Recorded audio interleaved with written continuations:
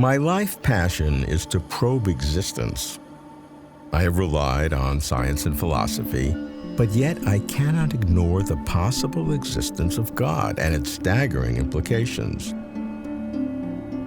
My way of thinking about God has been informed by philosophy of religion, asking big questions about what God may be like, if any such supreme being exists at all. Sectarian doctrines have not been my interest, the cacophonous claims of various religions, but to consider the possibility that God may be real and to explore how humans rationalize their belief in God, I confront the core claim of Christianity. Jesus is God. Let that sink in. Not like God, not representing God, but literally is God. One need not be a Christian or even a theist to appreciate the arguments. Is Jesus God? Jesus as God? I'm Robert Lawrence Kuhn, and Closer to Truth is my philosophical inquiry.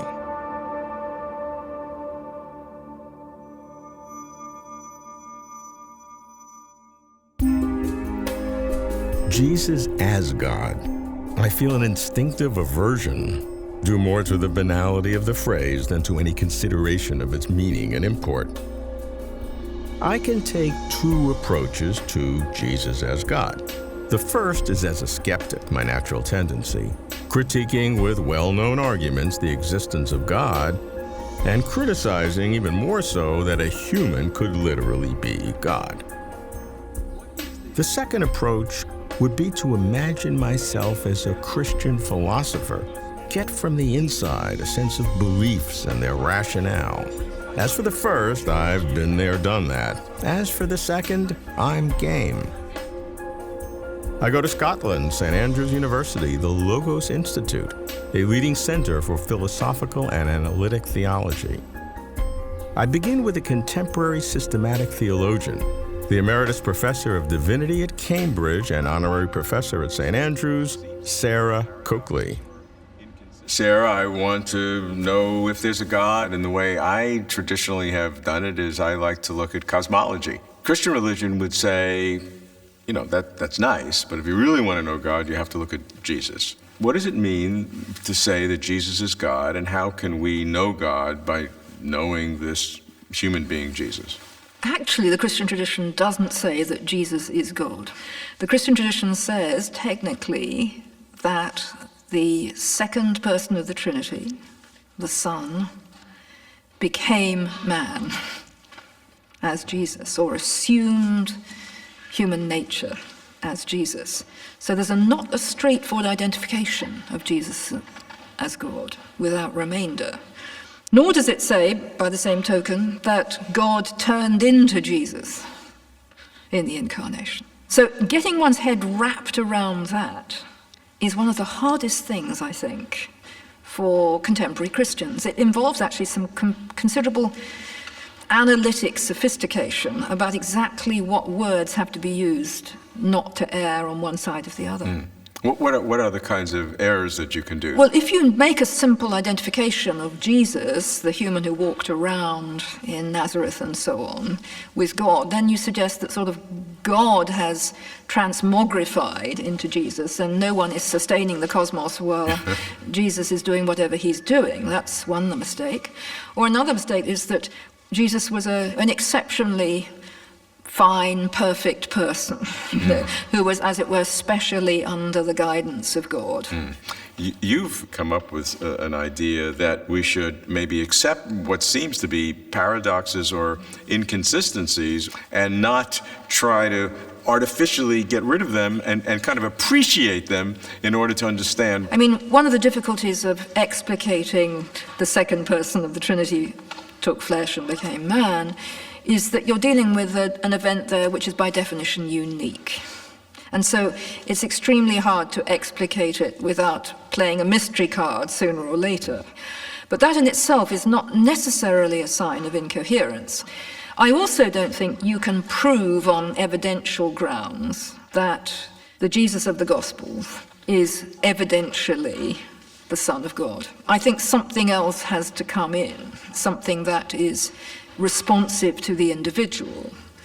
Because there's a great longing, I think, for a kind of what's called internalist evidentialism that would prove once and for all whether this is an acceptable doctrinal proposition. It's not like you can pick up your Gospels and just read straight off from the stories of the parables or whatever back into the nature of God.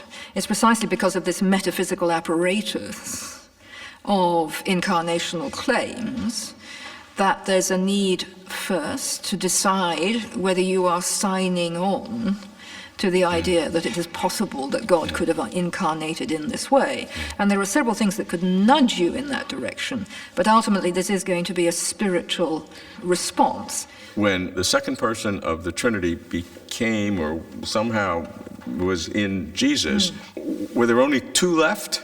No, there was not only two left. Short. Not only the two second, left. You see, that this is the crucial logical form of this semantics. So the second person of the Trinity didn't turn into Jesus, nor did the second person of the Trinity go off duty and lose all his characteristics and transmogrify into Jesus, nor did the second person of the Trinity just sort of take Jesus to use as a fellow traveler. This is where it becomes very mind-bending. The person of Jesus was the second person of the Trinity. There wasn't another person that he took on. There was a human nature that he took on. Sarah carefully delimits what is meant by Jesus as God, a kind of distorting shorthand, she says, for an apparently more complex structure, a trinity of three persons that is somehow one God. And the remarkable claim that the second member of this triune God came into some kind of mind meld with the first century young adult we know as Jesus. That's some heavy baggage to take on board.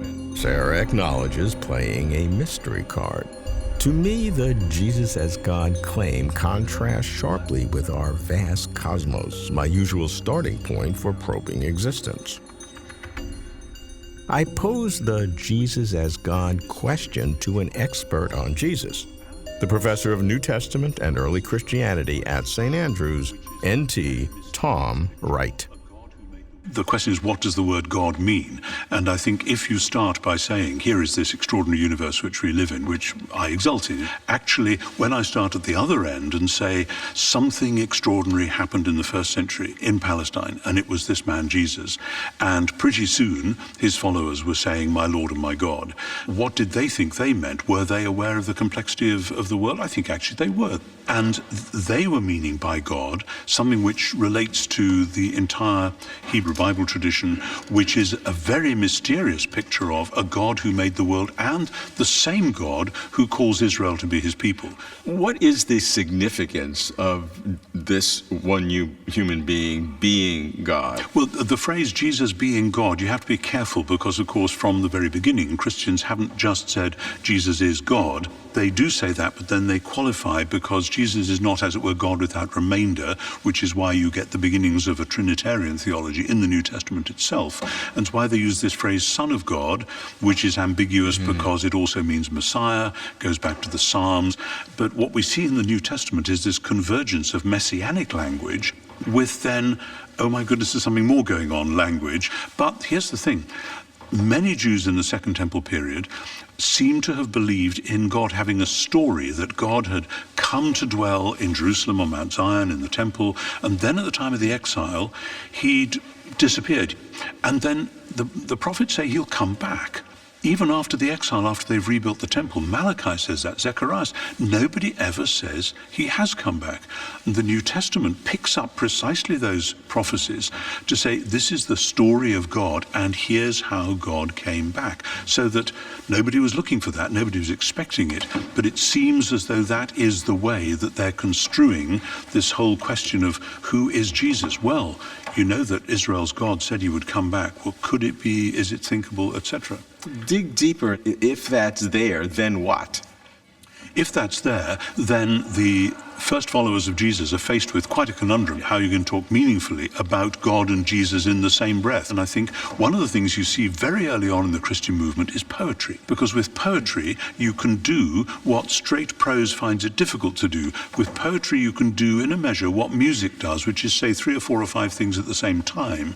And so some of the very earliest attempts to express this in the New Testament are really poems in which they're telling the story of God and telling the story of Jesus and holding them together as a poem does in a kind of a shimmering unity, and then saying, now, actually this poem is a prayer, and if you want to understand it, you'll have to start praying it. Can you be God and then the Son of God at the same time? What you see precisely in John's prologue is that he starts off with the Logos, but then by the end of the prologue, he is using Son of God language. And it's interesting because in the rest of the book, he doesn't use Logos language, he uses Father-Son language. And it's as though he says, here is the lens, and you use this lens of the Logos, and now I'm going to talk about the Father and the Son, but I want you to remember that this is about the word through which all things were created. And so he is fusing them together. Tom begins with those much recounted first century events, fusing 2 big ideas. Jesus as the Logos, the Word, the creator of all, and Jesus as the Son of God. The 2 ideas, though obviously big, are not obviously coherent. God the Creator and God the Son of God as the same being? So how did these not obviously coherent ideas become sacred doctrine? I ask a pioneer of analytic theology, Oliver Crisp. Oliver, if there is a God, and if that God created all that we know, it's just a bizarre, indeed perhaps absurd, to think that that God became a human being in some real sense, not a metaphorical sense. I think you're absolutely right that it's the kind of scandal at the heart of the Christian message. The way to think about that has been established for us going back centuries into the life of the early church, where very early on Christ seems to have been included in the worship of the church as somehow part of the divine identity. What happens after that is, as Christians reflect further, is that they begin to think more about how to differentiate the Father from the Son, Jesus, and this other thing, the Holy Spirit, until eventually, a few centuries later, you have the doctrine of the Trinity, that you have one God in 3 persons, Father, Son, and Holy Spirit. And of course, who Christ is right at the heart of that. But you have this kind of backing into the doctrine of the Trinity from what is thought about Christ and how he can be both human and divine at one at the same time. I mean, it seems like a big jump from Son of God, which seems to be the overt description, to literally God.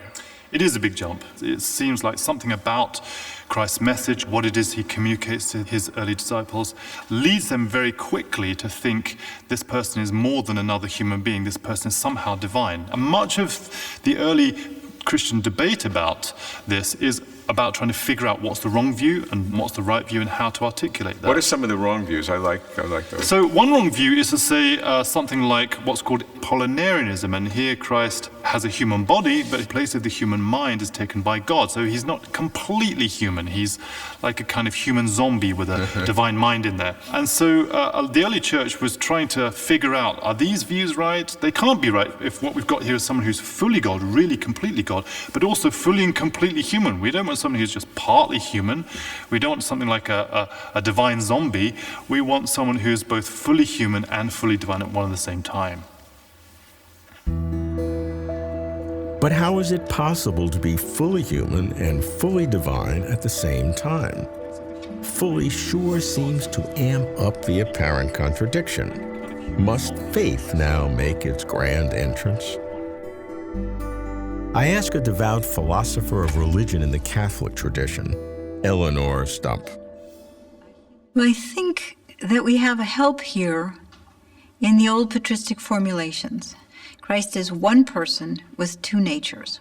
And the idea behind this formula is God in himself is incorporeal, immutable, eternal, perfect, loving, joyful, and we're not like that. And the problem with us is that we're broken, and in our trouble, we refuse help. So in those circumstances, God had an idea.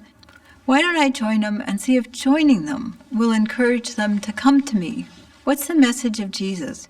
Come to me and I will be able to help. So for the sake of joining us, what was he going to do? Well, it is not possible for a thing that's perfect to cease being powerful or cease being all-knowing, but he could add on another nature. So he adds on a human mind, he adds on a human body, and now he can operate in two radically different ways. He can operate either through the divine nature, which is his own, or he can operate through this added on human nature. So my question is, in terms of the divine nature and the human nature, is it shifting one to the other where each one is totally on and totally off? Or is there some kind of a more complex blurring or a melding of the two? Sometimes Christ operates in his divine nature. Sometimes Christ operates in his human nature, or sometimes he operates in both of them together.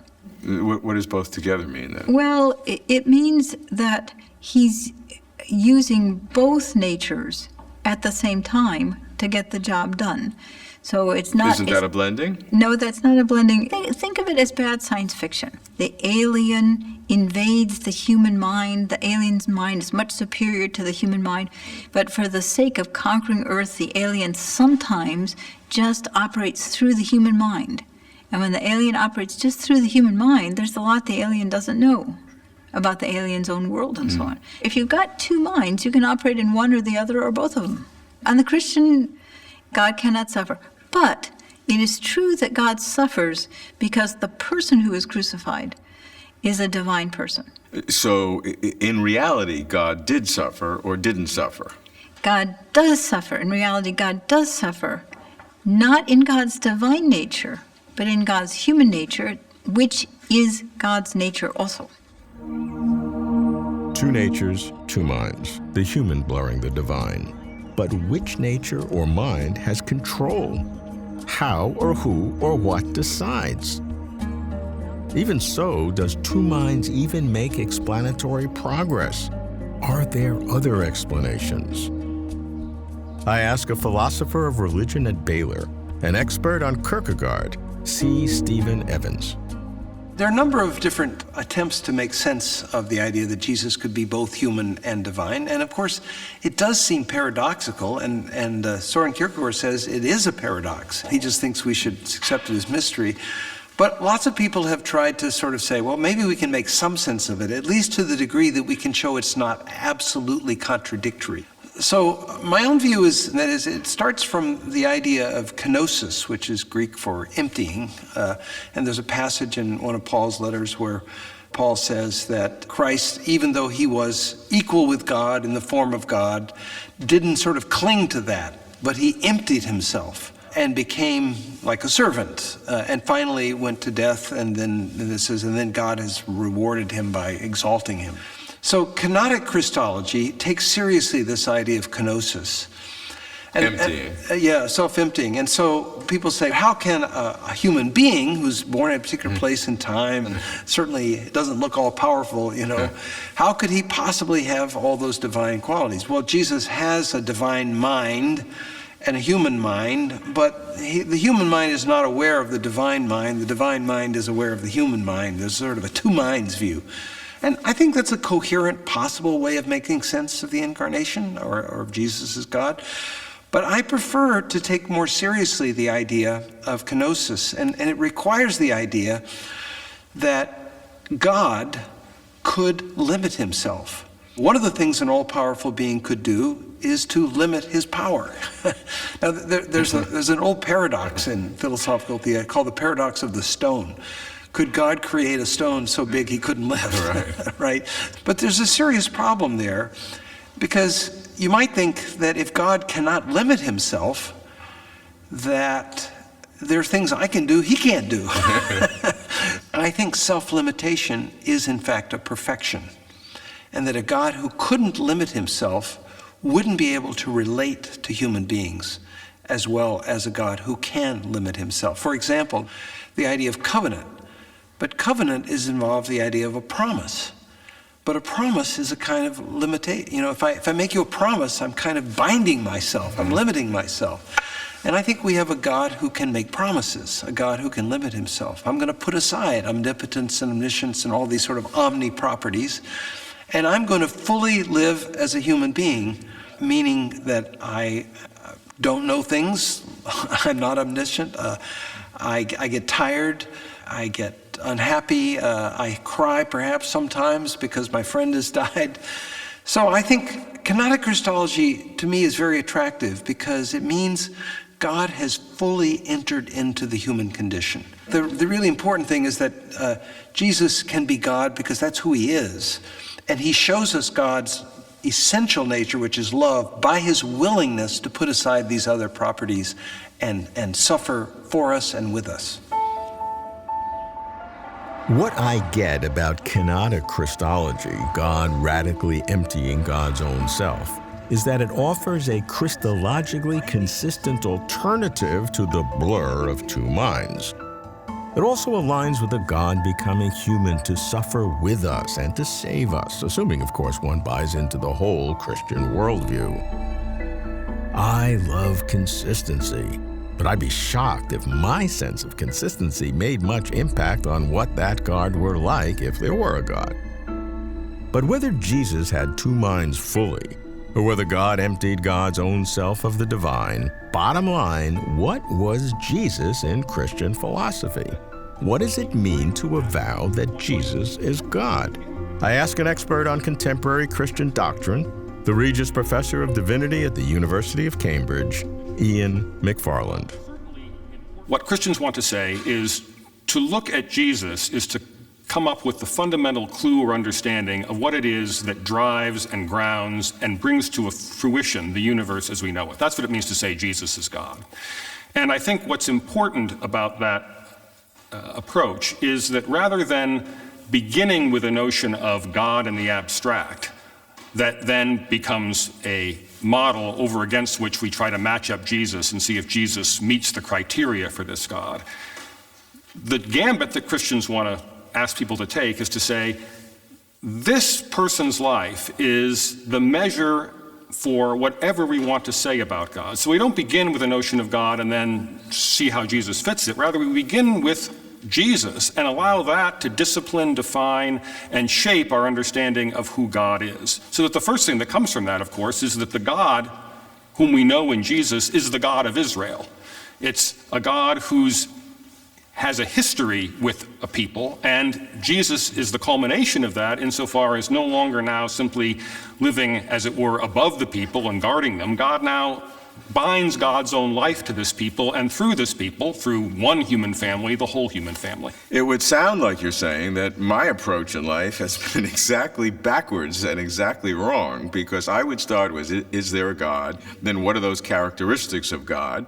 And then, does Jesus qualify for that? There's a distinction between the logic of belief and the logic of coming to believe. I'm sure most people who become Christians already have an idea of God and somehow futz around with that in relationship to Jesus, and that's perfectly fine. But I think in terms of the logic of belief itself, the logic of the faith, yes, it is backwards. I think it is important that one begins with Jesus because it means that the kinds of attributes that one might be tempted to begin with in talking about God, abstractly, if I might put it that way, attributes like omnipresence, omnipotence, omniscience, and so forth, while certainly important parts of Christian confession are not where we start. We begin with the reality of the one who comes among us and gives his life for us, and that's what leads us to those broader so-called metaphysical attributes. The Christian claim is astonishing. Jesus, a human being who died in his 30s, is God. Literally God, literally the supreme being who created the universe. Then come the complexities. How could an all-powerful, all-knowing, infinite God become human? Become subject to human limitations in power, knowledge, time, and space?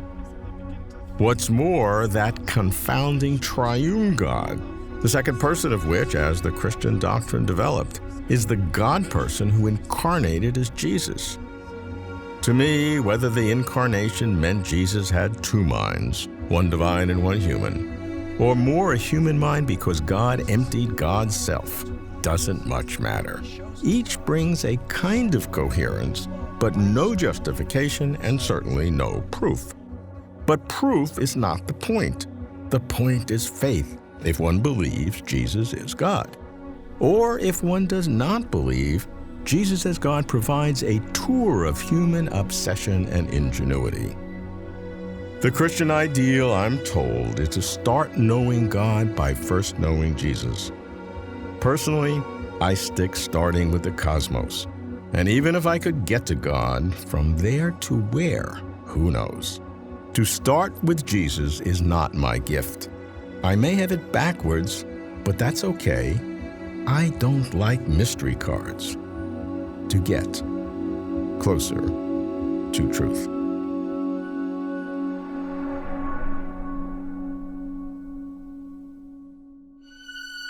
For complete interviews and for further information, please visit closertotruth.com.